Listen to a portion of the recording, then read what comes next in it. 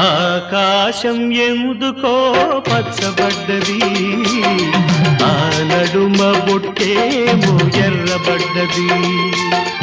ఆకాశం ఎందుకో పచ్చబడ్డది, ఆ నడుమ బొట్టేమో ఎర్రబడ్డది.